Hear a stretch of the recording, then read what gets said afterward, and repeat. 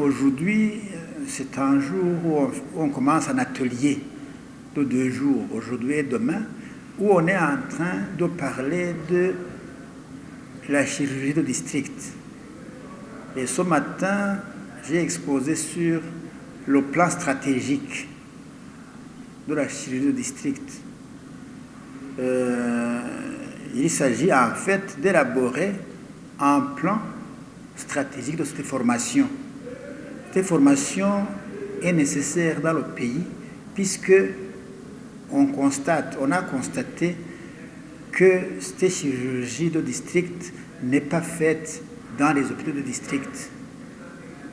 Toute la chirurgie se passe dans le centre-ville de Bujumbura où la plupart, sinon presque tous, la quasi-totalité des chirurgiens se trouvent ici. De sorte que les malades qui ont besoin d'être opérés viennent en général ici. Alors que dans les hôpitaux de district, il y a un certain nombre d'actes chirurgicaux qui peuvent être faits là-bas et qui peuvent être bien faits. Nous avons remarqué, comme vous le savez, qu'à l'intérieur du pays, les médecins, il y en a certains médecins qui opèrent, notamment les césariennes, notamment les occlusions.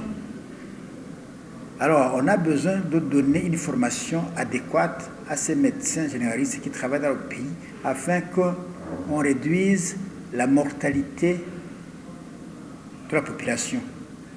Parce que, comme vous savez, quand on opère avec moins de connaissances, il y a un risque qu'il y ait une mortalité augmentée.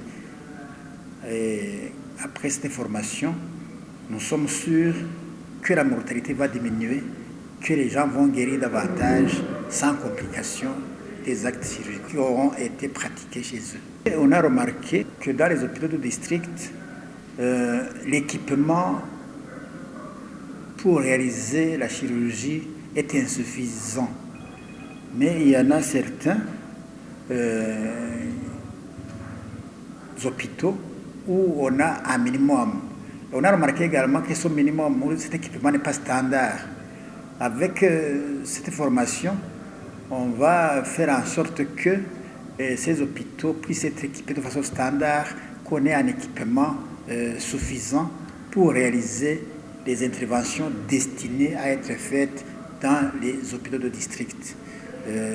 Cet handicap donc va être surmonté au fur et à mesure qu'on aura formé des médecins généralistes dans ces compétences de chirurgie.